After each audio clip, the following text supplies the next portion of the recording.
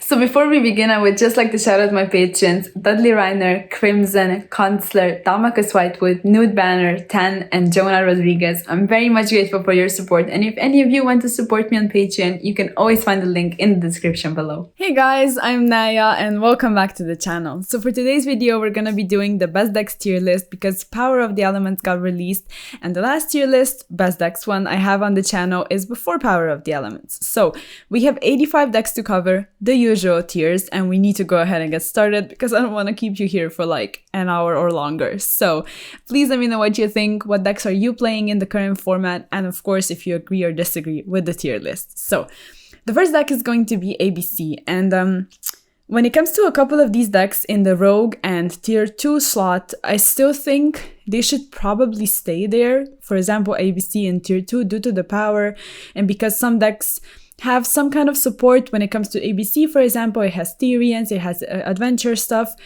But still, with the release of Power of the Elements, we received two very strong decks in the form of Sprite and Tearlament, and we also have some support for some other strategies. So that might mean a sort of decrease in a representation of decks like ABC or some other ones in the Rogue and Tier 2 slots. But due to the power, I would still want to put them, you know, where they belong, like ABC in Tier 2. But I do think we're going to see a decrease in representation and therefore conversion rates and all of that. So I don't know, things might change in the future, especially when the format is a bit more solidified. But right now, everything is sort of up in the air still, so I think an event like the European Championship will say a lot, and even more regionals, because this was only the first regional weekend that just happened on Saturday and Sunday. So I don't know, we'll see what happens. Moving on to the next one, it's going to be Adamantia. So Adamantia should probably go in not good. It has, I guess, some synergy with like adventure stuff if you want, but if you own adventure, then you're probably not pairing it with Adamantia exactly. It's one of those combo decks that just can't go that hard anymore. Like you know what I mean? Like a rogue deck is fine if it doesn't get disrupted, but the deck like Adamantia is not even rogue, and if it gets disrupted, it's just way too bad, I think. So yeah, hopefully that makes sense. Some combo decks are just way too fragile. So yeah, moving on, we have Dragon Link Adventure, and I will still put this in Tier 2. I still think Dragon Link is very, very strong, and it has so much potential, and honestly, it really depends on the player that is piloting it, but it is seeing success, and yeah, I think this deck is definitely a threat moving forward. And for the next one, we have a Punk Synchro Adventure thing pile, and I'll still put it in Tier 2, maybe below Dragon, because it does seem like it's sort of lacking representation, because some people started playing pure Punk instead of like the Adventure Synchro stuff, so there's that. But I still think the deck is strong. It didn't really lose anything since we didn't have any significant like ban list or something like that. So it's still there, but maybe some players sort of switch to either Pure Punk or Sprite or Tearlament, so it doesn't see that much play anymore, even though it's still good. So then we have Agents, and I think I'll put Agents at the top of Rogue, but only because they're not really seeing any tops. But I still think they're really strong because especially of the Sprite Elf, which has good synergy with Diviner of the Herald, because it is able to revive it after Hulk brings it out, since Hulk negates effects if you use Sprite Elf. And it's similar actually to the Adamantia deck because it works with the level 2 tuners. But Adamantia still seems worse, so that's why I'll just put Agents in Rogue. I think they still have potential, but like they just don't see enough representation to sort of place them higher. But I guess we'll just see moving forward to future events. Then we have Altergeist, and it's not good. You know, sometimes in the comments I get like Altergeist haters or strong Altergeist supporters, which is really funny, but like I don't think oh wow, okay, that was weird. So I don't think Altergeist is good. I still think there are better trap decks, and Altergeist is not one of them. It's severely power crept and it's not that great anymore. Then we have B-Trooper. not good. Oh, sorry, I just placed Dragon Maid. I mean, I guess it can go in not good. I don't think Dragon Maid is good. I'll just put it below Adamantia. It's doing like the exact same Dragon Maid thing as it's always been, and it's not strong. Then Beach Trooper, like we mentioned, is just not great. It used to be interesting with Anaconda and DPE. Now that's not a thing anymore. Then we have Blackwing. If I remember correctly, I actually placed this quite high on the last tier list because I was thinking of like the Blackwing support and the entire hype surrounding it. But of course, we don't have that yet, so I don't really know what I was thinking. I'll just put it in not good because it's really not great. Like, maybe it's a bit too fragile when it comes to disrupting the link. And also, yeah, it's reliant on like Kali Yuga and stuff like that. But I don't know, if you don't get to that, which especially in a format like this one, you're not going to be getting to that. Because people that play so many hand traps that you're just going to get stopped in your tracks immediately. So I guess I'll put it somewhere down here. Then we have Blue Eyes. It's just not that great. People like to try and optimize builds, and I'm all for that. Like, I'm supportive, but I just don't really see any kind of potential there. So hopefully that someone does well. I wish them well, but I just don't really see it.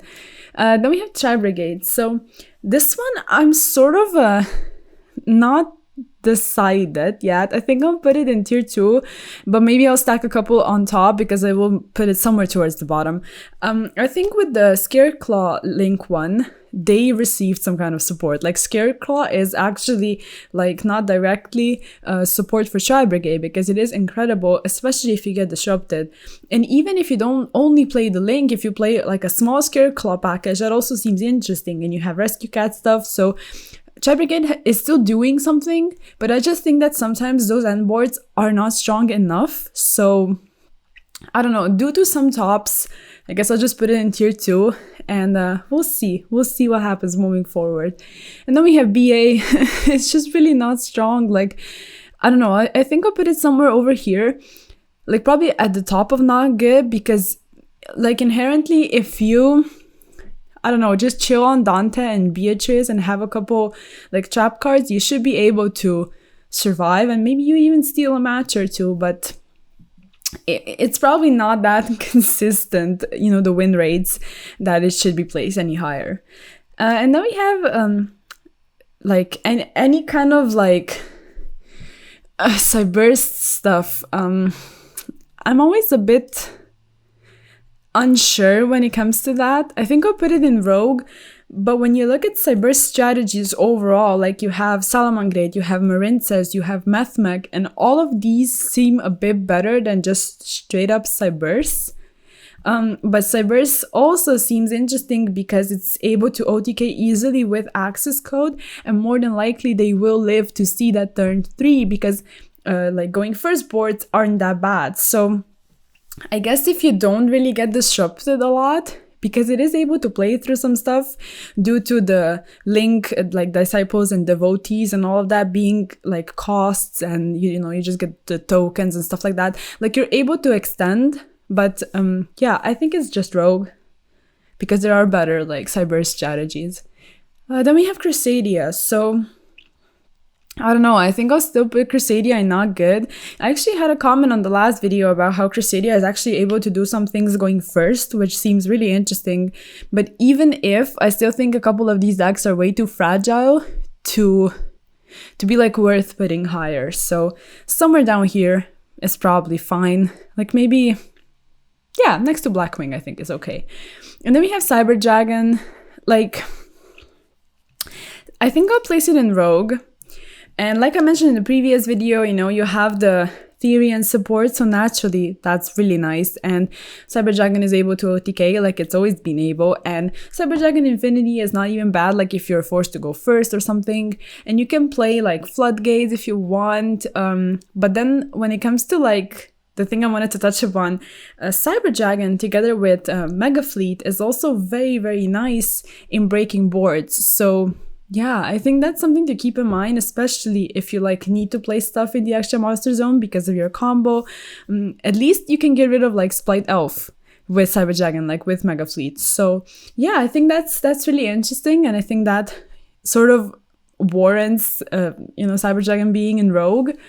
But I guess we'll see if it actually has any kind of success. Those are just the implications I see right now. And yeah, moving on, we have Dark Magician. So I don't know, like, to me, Dark Magician just doesn't feel good, even though it has like some kind of support from time to time.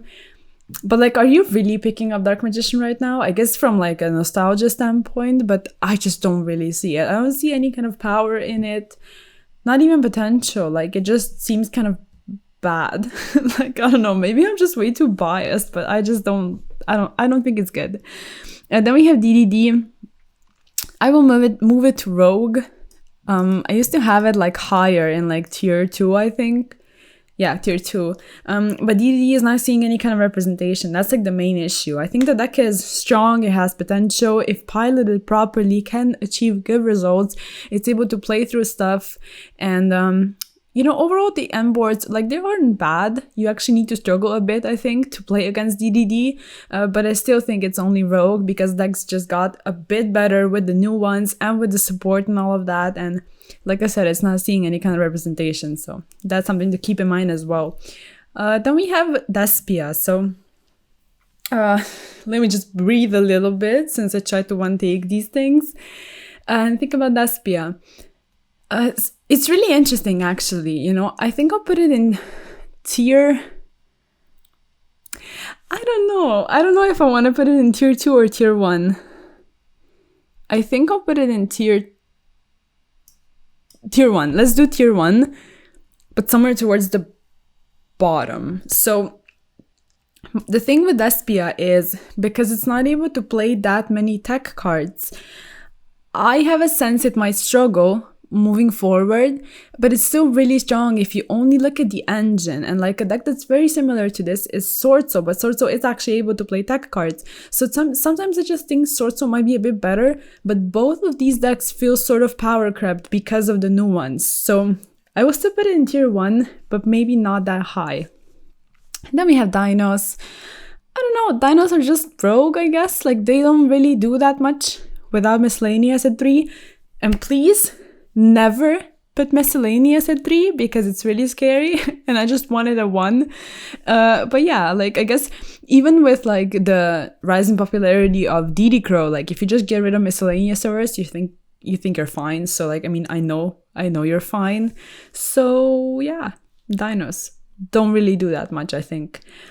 Then we have Dinomorphia. I'll put that in Rogue as well. Like, some of these decks, like Dinos, like Dinomorphia, and also Cyber Dragon, they don't seem that bad, and they can actually probably get some kind of success on like a local or even regional level, especially if you're really prepared for the kind of meta you're going to be going into with these decks. But yeah, still not like the best trap deck when it comes to Dinomorphia. I still think Eldritch is way better, so yeah, only Rogue, I guess. And then we have Chodraco. So sadly, for any Chodraco lover, this is still going quite low, somewhere over here, maybe like above Beat Trooper, I guess. Without Masterpiece, they can legit have unlimited copies of everything, and they probably won't do that well, except Diagram. Diagram probably should stay at 1, especially because it helps out Dinos as well, so at that point it's a bit too strong. So yeah, right now it's still not good, and Masterpiece seems a bit scary still, so I don't know if it's exactly coming back anytime soon. Then we have Dragoonity. So I think I'll put Dragoonity somewhere down here, like maybe next to Altergeist. I don't think Dragoonity is that bad, but no one is actually leaning towards that deck, at least while Dragon Link is still as popular as it is. Like, if something in Dragon Link gets hit, and I think I say that, or at least I've mentioned it once, that if stuff in Dragon Link gets hit, I think people will sort of lean towards Dragoonity because it is sort of giving some kind of extenders and dragon stuff to the Dragon deck. But for now, I don't think it should go higher than not good. And then we have Drytron. So I think I'll place Drytron at the top of tier 2. I think it has incredible potential. It has space for going second cards like Dark Ruler and things like that, which seem really nice in this deck. It has the turn skip version and then the magic-y version with Vanity's Ruler. I think that's also really nice. Like, it has so many different ways you can sort of play this deck, and if you're really used to it, like I always say, you know, I have a couple friends that have been playing Drytron for like years now, so when you're really used to a deck like this, I think you can do really well, especially with the space for those going second cards that really hinder sprite boards and things like that. And Vanity's Ruler, like I said, is really strong. The turn skip is just insane, the magic-y stuff, and yeah, of course Benton is a 2, so that's really nice for Drytron players. And yeah, I think it's like a solid top of tier 2, 1.5 maybe, but I don't have tiers like that. But yeah, I think it's a good contender. Then we have Earth Machine. So let me think about that for a second. So I think I'll put it at the top of Rogue. I still don't think it's like exactly tier 2, even though a lot of stuff is similar when it comes to ABC and Earth Machine. Like, Earth Machine has a lot of space for floodgates, which are extremely strong right now, and also you can play theory and stuff in it. So I guess in theory it's not that bad, but I still think ABC might be a bit better because it has adventure stuff as well. So I don't know, like top of Rogue, I still think like some decks are just like I always say, you know, they are a bit better, and then those decks sort of go down in popularity, representation, all of that, so it shouldn't go higher than Rogue, I think. And then we have Eldritch. So I love talking about Eldritch. I'm a big fan of the Eldritch deck, like overall, and I think it's tier 1. I genuinely think Eldritch is a really strong contender moving forward. You have the branded stuff in it. You can even play adventure stuff with Eldritch. You can play almost any kind of floodgate you can think of and still have that backbone in the Eldritch engine, and even in the in the branded engine. So yeah, I think this deck is going to be really nice moving forward. And with the floodgates, of course, you're able to counter the best decks, and you don't really care about those kinds of boards if you're able to break them, even if you're going second and you just set your floodgates. And like even a card like Brand Diffusion is just stupidly strong, and I definitely think it's a strong deck moving forward. And then we have Exodia. So going from Eldritch to Exodia, top of Bruh, as per usual, it's Exodia, and it's funny, but it's still on the tier list. And then we have Exosister. Now this one, I'm not that sure, and I think I'll put them like in tier 2, probably somewhere over here. I think they deserve to be tier 2. But overall, this deck to me just doesn't feel like it's that strong moving forward, because inherently, like, it's only that great because it counters the best strategies. But if those strategies get so sort of like overpowered, or they aren't played in that big numbers, like then Exosister immediately like just goes down in power, in popularity. And yeah, because it still has like Dimension Shifter, which is just a horrible card, and it can just go away forever, because it still has that. I think it's able to hang with the best of them, but the deck itself, to me, it just doesn't feel that strong. Like, Martha is a good addition and all of that, and a lot of decks tend to do something with the graveyard, so you're gonna have your Exosister stuff, you know, do something. But I don't know, like I guess it has some tops and things like that, so I should place it in tier 2, but me personally, I just don't really see the potential. I don't know. Then we have Flunder, and I'll put this in tier 1. Like, it's probably interchangeable with Eldritch and Despia, but I think Flunder, like I always say, it's strong, it's annoying, it's consistent, it has D-Shifter, it has the barrier statue. The only thing that's like really nice right now is the fact that a lot of people are playing Dark Rulers. So even if you like struggle against barrier statue and pen maybe, and then you Dark Ruler it, and then you maybe have like you hand trap them, or you have another going second card, so you're able to deal with the second wave of like normal summoning and Ryza and things like that. Like, I think it's way easier to go up against a deck like this when you're in a meta that you're inherently sort of playing cards that out the strategy. So if you have Dark Ruler and then you just rely on a couple other cards. I think it's easier than if that was like a meta where you just don't use those cards because they're bad in all of the other matchups, and then you really have nothing to go up against Plunder. So as good as it is right now, it's also kind of easy to counter with some other cards that are being heavily played. So I think it sort of balances everything out, but I still don't like them. Like, I still don't like Plunder at all. But yeah, it is what it is. It's part of the meta. Then we have Fluffle. So I think I'll put Fluffle like somewhere towards the top of not good. It's not bad, you know, like it's really not that bad. It's really strong at OTKing. It can do stuff going first as well, but it just feels like a bit too fragile deck to be put higher, although I don't think it's that horrible.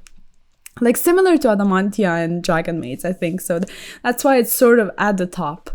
And then we have Toad here. So that should not be confused with Sprite. This is just an indicator of Paleozoic frogs. And this is going quite low. Like Paleo is just not that strong, I think. Like maybe over here next to Draco, like both of them are trap decks and they just don't seem that strong, like I said. So yeah, moving forward, we have Goki. Let me just make myself a bit more comfortable. So Goki is like probably somewhere towards the top of not good. Like, I think I shouldn't spend too much time. Basically, everything I said when it comes to Adamantia should probably be applied to Goki as well. It's not bad. It's a combo deck. Isolde is like one hell of a card, but you know, and also Goki Rematch. Like this card is just so stupidly good, but that doesn't make it so the archetype is any better. Like it gets stopped way too easily, and I think it's way too fragile, even though it has a high ceiling and a lot of potential. It's still not there. And especially right now when people are playing that many hand traps, like you're not doing anything with Goki, I think. So top of not good, probably. And then we have heroes. Like, heroes are just rogue. They're not bad. I'll put them next to Cyberse. I think a good hero player can be really hard to beat. Darklaw is incredible. Like, tier limits are even taking the Mask Change too to go into Darklaw for like mirror match and things like that. So Darklaw right now I think is incredible. But heroes sometimes feel like fragile by themselves. So even if you have Darklaw, like I don't think that can always carry you, especially in like a bigger tournament setting or something. So they're not bad. Like let's put them next to agents, I guess. We'll see. I hope to see like hero tops, because who wouldn't want to see hero do well? But I don't think it's there yet. And then we have Atignister. I'll also put this in Rogue. I don't think it's bad at all. Maybe over here, but like it's sort of decreasing in popularity, it feels to me. It has a lot of space for tech cards. When it comes to a deck that's like a one card combo, that's always a good pick, especially in a meta like this where you need to play a lot of hand traps. I can't use plural. When you need to play a lot of hand traps, it's really important to run a deck like this. But yeah, I don't see it. I really don't see it that represented. So I don't know. We'll see what happens moving forward. It's not a bad deck, but I guess it's just not seeing a ton of play. And then we have Infernoble Knight. Like, I don't know, somewhere down here. No one's really using it now that Auroradon is gone. Infernoid as well. Just a power crept deck. Pretty much what I always say about them. Then we have Invoked. I'll put this in Rogue as well, actually. Like, maybe below Earth Machine, because, like, no one... What? No, that's not a word. No one is legit playing it. Like, if you're an Invoked Shadow Dogmatica player, I'm assuming you're playing Tier Element now, because why wouldn't you? Like, if you go from, like, Alistair to Despia, and then from Despia to, like, Tier Element... It sort of makes sense because Tier Limit is the better version of all of these decks. And they're all sort of like this Shadow Fusion Dogmatica thing pile. So yeah, it's not bad, but no one's actually playing it. So there's that. Like it has some potential, right? Because you still have those engines and you still have the Shadow Schism, and like the plays didn't really change that much. But yeah, like I said, no one's really exactly picking this deck up and being like, okay, I'm just going to play IDS right now. Like, then you're probably investing in tier limit because they aren't that expensive overall, looking at split in tier limit as the new decks. Then we have Cosmo, also power crept, should probably go somewhere down here. Like, it's really not that great and I dislike it a lot, so there's that. Then we have, you know, Kraken control stuff. I really don't like this deck, and I don't think it's that strong either. It just annoys me, and I don't know, it should probably go somewhere down here. Let's put it next to BA, I guess. Like, the deck is not that horrible because it has a lot of extenders and special summons and things like that, but those decks are like very visibly fragile, if you know what I mean. Like, if they get disrupted, sometimes they just pass because they won't do enough. So I don't know, don't really like the deck. Then we have Libromancer.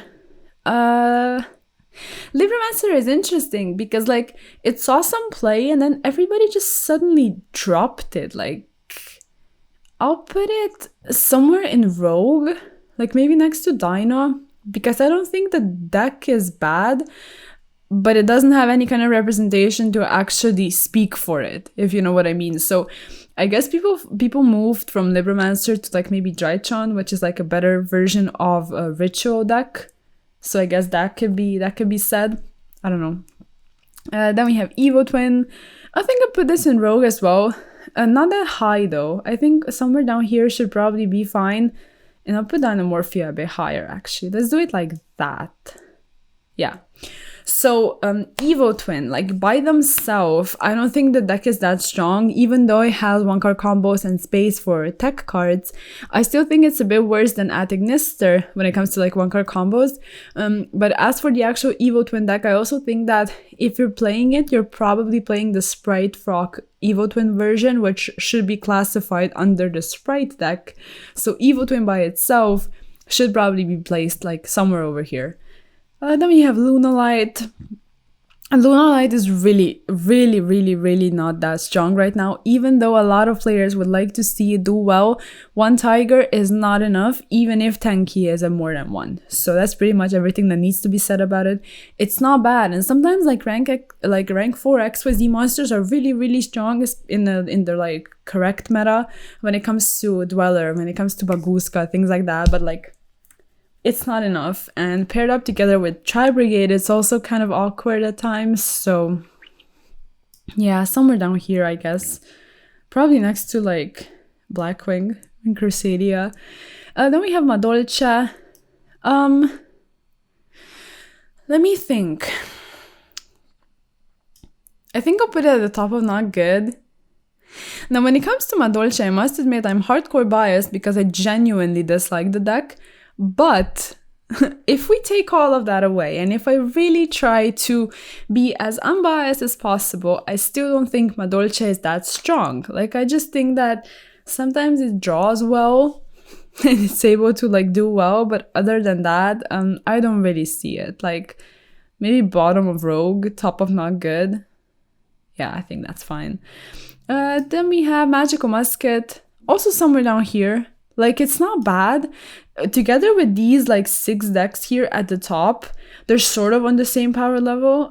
Musket is actually really interesting to me because with the upcoming decks, like, in theory, Musket could be played with Mr. Rune or Runic because you do activate your stuff from hand. So if you pair it up together with Magical Musket and you play it in the correct columns, like, I was sort of looking into that, but then I just stopped because I built some other version of Runic. But yeah, like, I don't know. I think we need to keep an eye out for this deck paired up with Runic if anything actually like happens in the future. Then we have Grand Maju.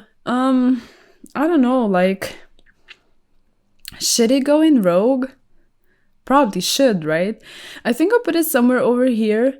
Like, Grand Maju is not bad, and it has like desires, and you know, it can do some stuff, but like not that much. Overall, like, hard going second decks, even if you don't exactly rely on like Grand Maju in particular to OTK, they just sort of started to disappear when power crept really became a thing, and going first decks are that strong right now that sometimes even with the best going second cards, you're not going to be able to OTK them, and if you don't OTK them, they will have built that much advantage, even if you break their board with their hand, with the graveyard, like Resurgence and stuff like that, that it's not worth it to run a going second strategy sometimes. So there's that. Then we have Marincess. I'll put this in tier 2. I think Marincess is really nice. I think I'll put it probably below Exosister, because it does, I said it's really nice. Sometimes it feels a bit weak if they don't end on like an optimal board, but usually they will have hand traps in hand to sort of to balance it out. So even though sometimes it seems weak, it's actually really strong. It might sound weird, but like the entire Marincess deck seems weird at times because the boards don't seem that incredibly busted, but then they flip like a Gozen match on you and like throw 2 hand traps at you, and you're like, okay, I get it. You know, you pass and then you just might lose. So I think they have a lot of potential, and I think they should be in tier 2. I don't know, maybe even a bit higher. I'm not certain. Like, D-Shifter is just way too strong in Exosister, so Exosister should probably be higher. Let's just leave it like that. Then we have Mathmech. Now this one I'm really excited about. I'm putting it in tier 2. I'm putting it high. I think Mathmech has incredible potential. Circular is like a stupidly good, insane, busted card, and the Super Factorio is amazing. They have a good Splight matchup, so that's really, really strong, and it means a lot in this format. So a solid tier 2 contender for sure. Might even go higher if it sees a lot of play and a lot of representation. And then we have Mech Knight. So the poor Mech Knight should probably go at the top of not good. Even if you're playing pure, like the invoked stuff I think is even worse. But like, no, just no. Like it's not a strong enough going second deck. People might even play around it. Like, this is sort of instilled in us, I think, at this point, to play around Mech Knights. I always do it. Like, even if I know what deck I'm up against, I will still not play stuff in the same column if I can help it. So I don't know, I guess it's just some form of PTSD, but I also think we all have it. So, and then we have Melfi. I put Melfi on the list, so this is a new addition. I wanted to put it on here to say that it's not good, but like, I don't know, I think I'll put it somewhere over here. I think it's interesting, and I think it has potential if you like pair it up with Sprite stuff. But then if you look at Sprite stuff, if you own it, then you just might want to pick up some other engine to play with Sprite. So Melfi by itself is not that great. But like the Sprite variant, I guess it's sort of interesting, but also not as great as some other Sprite variants. So I don't know, I wanted to include Melfi because I didn't have it on the list before, but that's pretty much it when it comes to Melfi. Let's scroll down a bit. Mermail. It's not good. Like, next to Adamantia, because it's also one of those combo decks that can get disrupted and just doesn't do anything else. So yeah, I don't know. It's just Mermail. Then we have Monarch, bruh, just for the memes. Don't really see any kind of potential or anything good about Monarch. Mystic Mindburn can just go away. And if you're playing Mystic Mindburn, please don't play it if you can help it. So yeah, bruh tier for sure. And then we have Necros. I'll put it probably like next to Infernoid, because they both seem like severely power crept decks that just can't do anything right now. Maybe they receive some kind of busted support, but like without that, I just don't see it. And then we have Numeron. Like, I don't know, maybe I'll put it next to like Crusadia. It's kind of interesting and has the OTK potential, but that's pretty much it. And then I put Ojama on the list. I have a regular commenter, Lava Golem. Shout out to Lava Golem. Comments on every single one of my videos, and I appreciate it a lot. And they mentioned Ojama a lot, so I wanted to include it just to put it at the top of bruh. Obviously it's Ojama. Like, I mean, you do have level 2s, so in theory you could pair Sprite together with Ojama, but I don't know, like, top of bra probably should be deserving for a Jama or like goated, but I don't want to confuse anyone coming to see this tier list or like seeing my channel for the first time. So we'll just respectfully leave a Jama at the top of bra. Then we have Orchest. So Orchest cannot do anything without harp. I will firmly stand behind this. I'll put it somewhere down here, like literally next to Dark Magician. Maybe I should put it a bit higher. Maybe I'm doing it some sort of injustice. Let's think about that. I'll put it next to Lunalight. I guess that's only suitable since Lunalight Orchest was a thing. And then Plunder Patrol. I'll put this in Rogue, but like maybe somewhere over here next to above Cybers, above Hero is fine. So Plunder Patrol is really interesting together with Adventure. It's actually not bad at all, and I think people don't really know how to play against it at times, myself included. Like I used to be very confused playing against Plunder, and it's so weird with like the attributes and stuff. So I think it has potential, but it's not that strong to go any higher than Rogue. And yeah, then we have Pendulum. So the Endymions should represent anything Pendulum, but Pendulum is not good. I just need to decide where to actually place it. Maybe like here?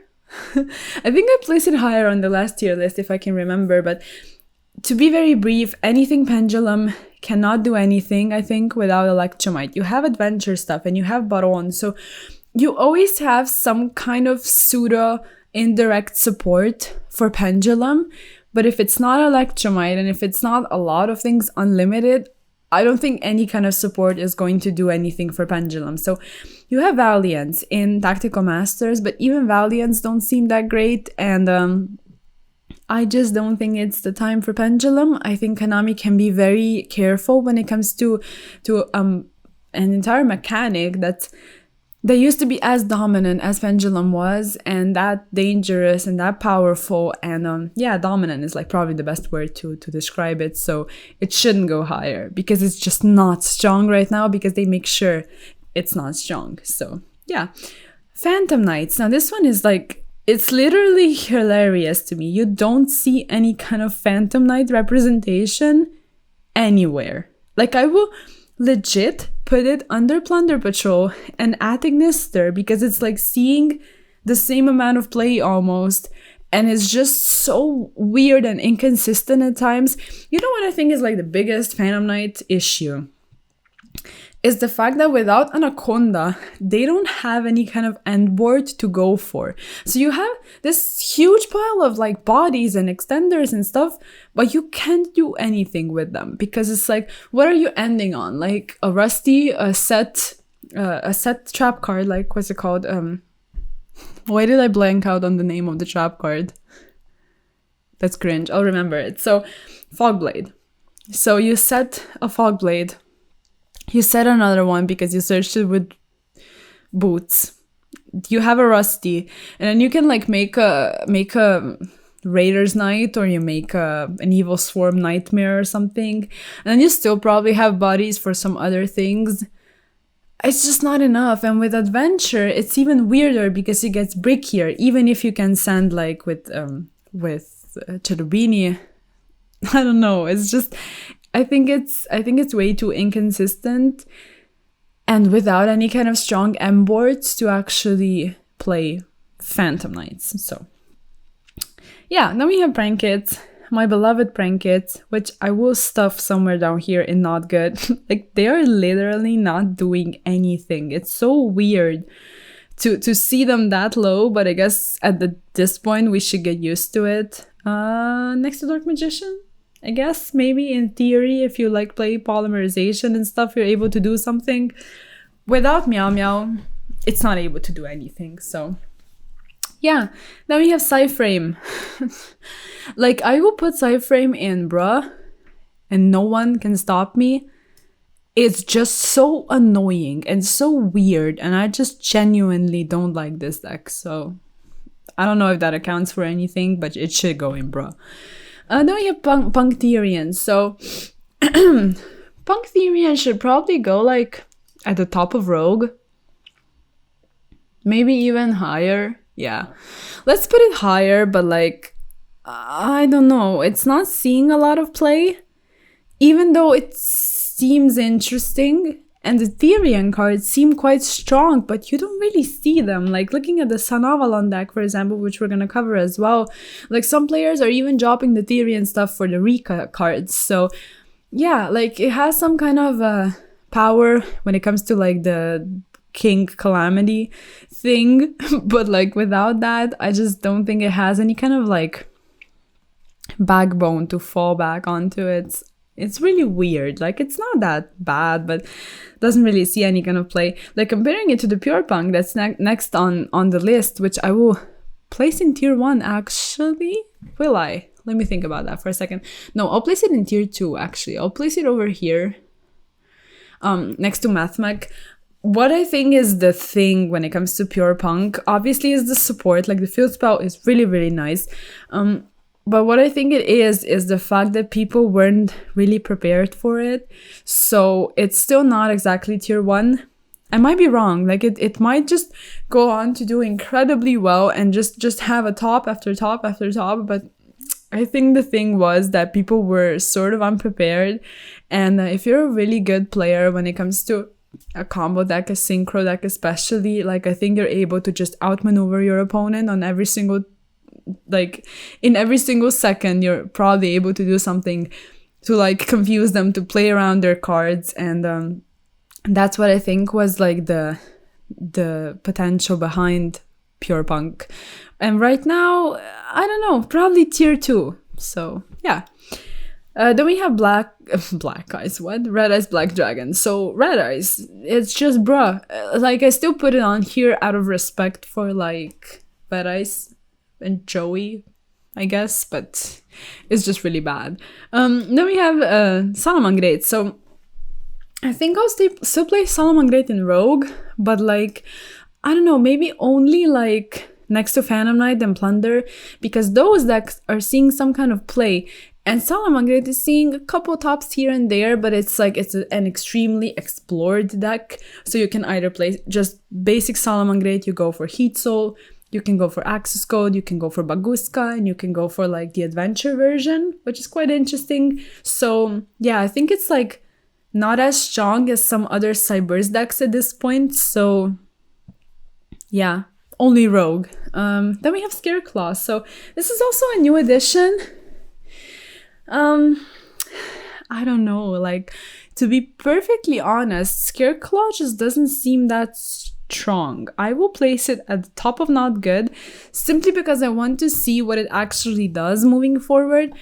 But what I genuinely think is the fact is that you can play the Scareclaw Link 1 in Trap Brigade, or like a small Scareclaw package, and you're going to be better off than just playing pure Scareclaw.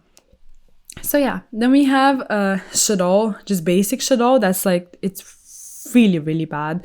Like it's sort of similar to BA when it comes to like, you have this kind of engine and then you have a lot of trap cards to fall back on, but it doesn't seem that strong. So actually I'll place it lower. What am I even doing? Like probably over here is fine. Yeah. It's fine like that. You can still play Trap Shadow, but I don't think they're that strong. And then we have Sky Striker. Sorry, I feel like my nose is running and I feel like I'm getting like a cold while doing this video. So if my voice is like slowly deteriorating, or like my nose is really runny, I have no idea why that is, but I guess I'm just getting a cold. So I will play Sky Striker in tier 2. But let me just decide where. Probably like below Marincess? No, I'll do it above Marincess. So I think Sky Striker is still strong. Like, you have your basic engine, which is still really, really strong. Like, the Sky Striker engine, I think, is incredible. But then you pair that up with cards like Mystic Mine, cards like There Can Be Only One, and you can play Super Polymerization right now, which is huge with Garura. So Sky Striker is like always able to adapt to the format. You can play hard going second versions with like a lot of board breaking cards. You can play a bunch of hand traps because your engine is not that huge. So honestly, I couldn't say enough good things about Sky Striker, and I still think it's really, really strong. So, like, solid tier 2, middle of tier 2, I think is fine. Alright, then we have Speedroid and Synchron. I always do it injustice because I didn't go enough in depth to, like, actually look at those decks and really decide what I think about them. But right now, I still think they're not that great. And I have a bit more like evidence to back it up because I looked through some more things, deck profiles, combos, things like that. But I just still don't think Speedroid and Synchron are good, simply because, first of all, you need to be a really strong pilot with those decks and you need to build them to perfection. And then pair that up with the fact that they're not exactly... They're kind of fragile at times and they're not that strong when it comes to the sheer power of a combo deck, and you have much better decks and you have a lot of hand traps in the format, and then just mash all of that together, it just makes it so those decks aren't that strong. So with all of that being said, I think I will place them, like both of them actually, because I touched upon both of them. I will place them somewhere in the middle of not good. They have some kind of teeny tiny potential if someone really builds it and just knows what's going on. Like we saw in Hartford, someone was quite successful with them. They had a good result. I think it was like 8-1 at the end of day 1. So that's not bad. But like they didn't make it to top cuts. So I'm assuming they lost at least one round on the next day with Synchron, that is. So it's still like an okay score, but... you know, yeah, not good.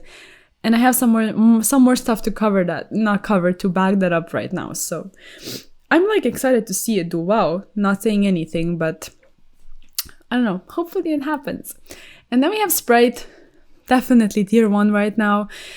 So when it comes to Sprite, it's getting heavily explored. So people sort of know what kind of routes to go down when it comes to the versions.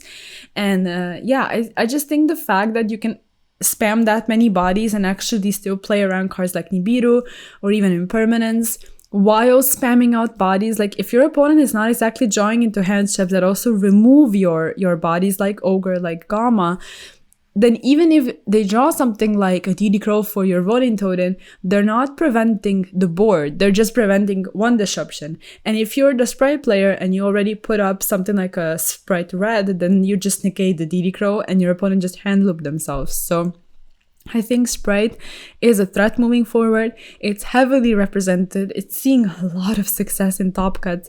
So definitely top of tier 1 right now. Then we have Spiral. Moving on from Sprite to like Spiral, which is still kind of bad. Without Master Plan, Spiral can't do anything. So I guess we can put it like here. Let's just put it here. It doesn't really matter probably. Then we have Stun. I'll put Stun next to Altergeist because they're both like trap decks.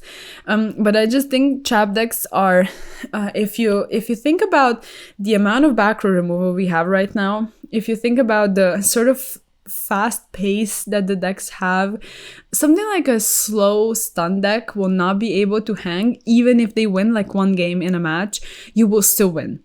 If you have a better deck, which most decks are better than just a regular stun deck, you will be able to take that match, so stun shouldn't be an issue. And then we have Guru. I don't know, like probably next to Altergeist, same thing goes for it, way too slow as a trap deck. And then we have Sun Avalon. So Sun Avalon, I think, should probably go at the bottom of tier 2, maybe next to ABC. I think it has amazing potential. Honestly, with the Rika cards and with the new Rika stuff, of course, from Power of the Elements, that's what really pushed it over the edge. And like I said, some people are even I said oven for no reason. Some people are even straying away from the Therium build and going for the Rika stuff, which is really interesting. And I like to see a deck, well, it's not a deck, at this point it's just used as an engine, but Rika overall was just this random archetype. that was bad, like kind of bad. But right now it's seeing play in something like a meta contender deck. So I think it's really nice to see, and it has like very, very strong combo lines, and you're able to play through a lot of stuff, mostly because people don't know where to disrupt you. And even if they do, you have some kind of follow-up or some kind of extender or like a negate or something. So yeah, I think Sun Avalon has really strong potential. I think it's really nice right now. Then we have Sword Soul. So Sword Soul feels kind of weird to me. I think I'll put it at the bottom of tier 1.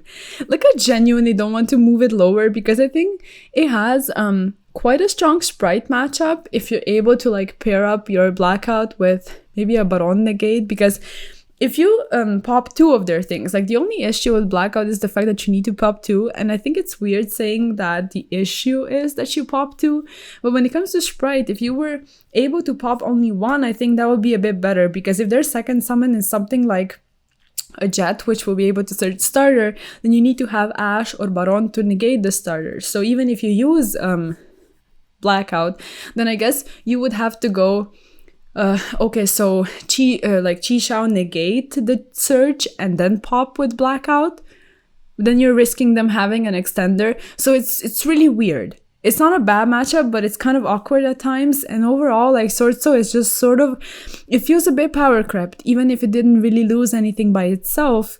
But those other decks seem a bit stronger. So still bottom of tier 1 though, in my opinion at least. And then we have Tear Lament. I will put Tear Lament in second place.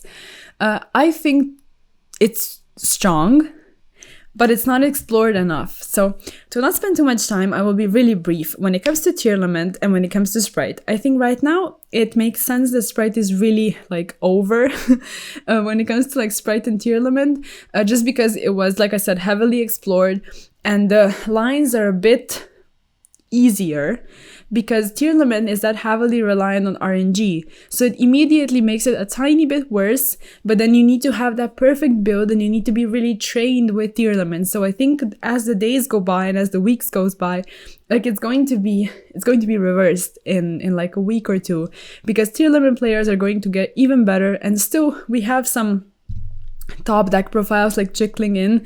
People are doing okay, but maybe they're not like taking top 8 slots or like the first spot or something, but it's still top 16 or top 32. So like they're trying, you know, because the deck is sort of hard to master and it's really RNG reliant. So that's also weird. But yeah, pretty much like I said, as the time goes by, I think Tear Lament is going to be a tiny bit better than Sprite, and especially with Ishizu cards. So I still think both of these decks are like at the top, even if Sprite is a tiny bit better right now.